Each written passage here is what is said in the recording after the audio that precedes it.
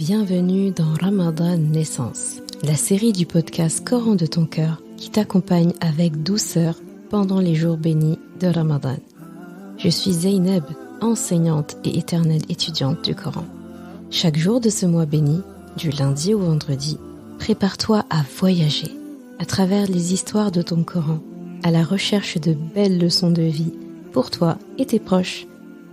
Ramadan Naissance, parce que chaque Ramadan est censé être ta renaissance et chaque Ramadan est censé être ta station d'essence.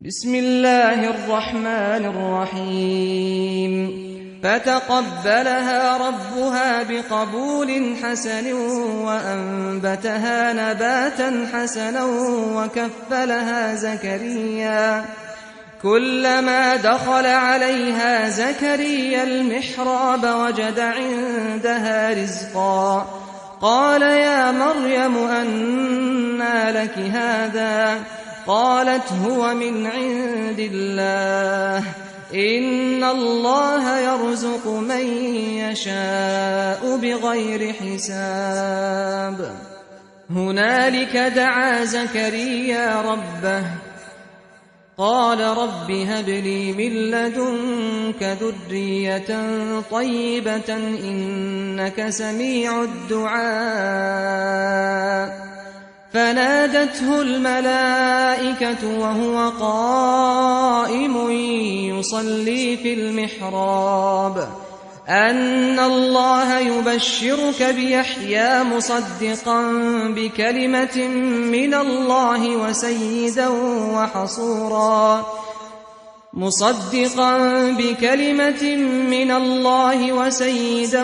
وحصورا ونبيا من الصالحين. Son Rabb l'agréa alors du bon agrément, la fit croître d'une belle croissance, et il en confia la garde à Zacharia. Chaque fois que celui-ci entrait auprès d'elle dans le mihrab, le sanctuaire, il trouvait près d'elle de la nourriture. Il dit « Ô Maryam, d'où te vient cette nourriture ?» Elle dit « Cela me vient d'Allah. Il donne certes la nourriture à qui il veut, sans compter. » Alors Zacharia pria son Rabb, et il dit « Ô mon Rabb, donne-moi venant de toi une excellente descendance, car tu es celui qui entend bien la prière. » Alors les anges l'appelèrent, pendant que debout, il priait dans le mihrab.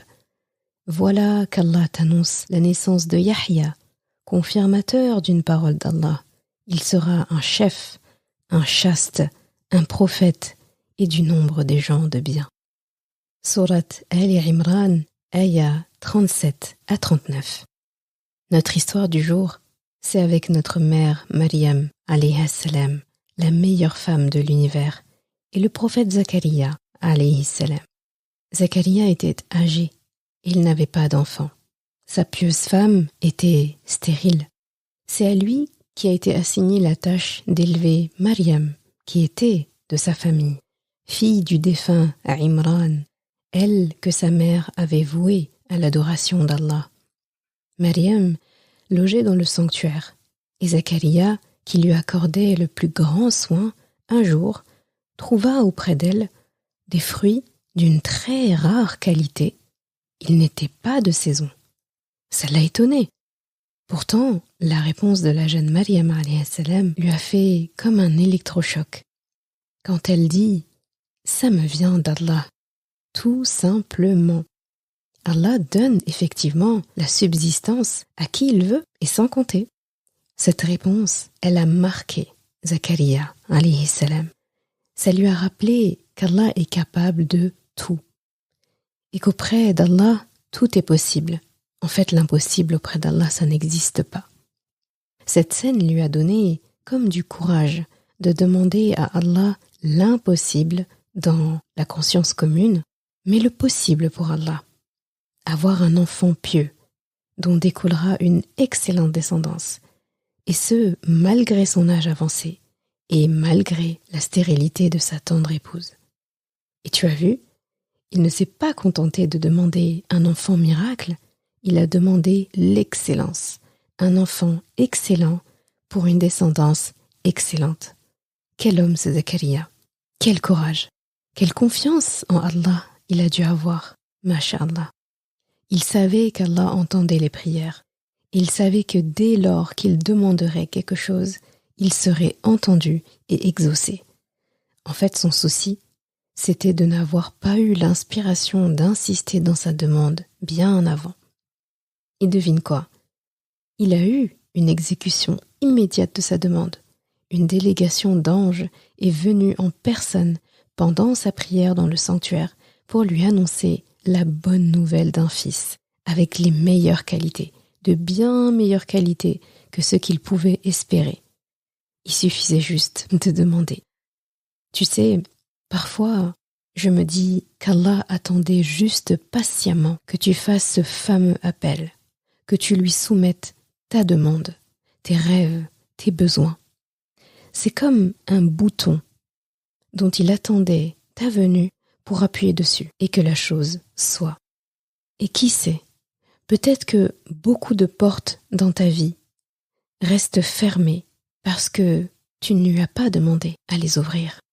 Je t'invite à profiter de ces jours de Ramadan alors que les portes du paradis sont ouvertes et que les portes du désespoir sont fermées. Je t'invite à en profiter pour appeler Allah subhanahu wa ta'ala, pour lui faire part de tes demandes. Rappelle-toi, il répond à l'appel de celui qui l'appelle quand il l'appelle. Nous sommes pendant Ramadan, le mois où Allah subhanahu wa ta'ala se languit d'être en conversation avec nous. Il se languit de nous retrouver. Il se languit à l'idée qu'on revienne enfin vers lui, qu'on lui témoigne l'envie de discuter avec lui, de lui demander, pardon, de lui soumettre nos peurs, nos plaintes, notre peine, notre pardon, nos besoins. La leçon que je veux que tu emportes avec toi aujourd'hui, c'est de demander à Allah. Demande-lui sincèrement et demande-lui surtout le meilleur. Par exemple, si tu veux aller au Hajj, mais que les moyens financiers manquent et que tu veux vraiment, mais vraiment y aller, mais qu'est-ce qui t'empêche de lui demander de t'inviter pour le Hajj? Qu'est-ce qui t'empêche de lui demander un excellent Hajj en compagnie d'excellentes personnes et que ce Hajj soit le début d'une excellente nouvelle vie à ton retour? Des exemples comme celui-ci sont nombreux, des exemples de choses que tu pourrais demander, mais que tu n'oses pas demander.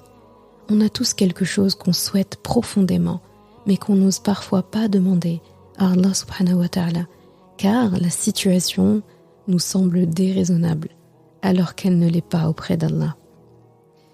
Et s'il te plaît, quand tu demanderas à Allah, ne te soucie pas d'être exaucé ou non. Celui qui appelle Allah aura toujours une bonne réponse de sa part. Soucie-toi seulement de ne pas entendre un jour, le jour du jugement, Allah te dire « Pourtant, il te suffisait de me demander. Et très certainement, je t'aurais donné mieux même que ce que tu m'as demandé. Pourtant, tu savais que je répondais à l'appel de celui qui m'appelle quand il m'appelle. Alors, qu'attends-tu pour appeler Allah ?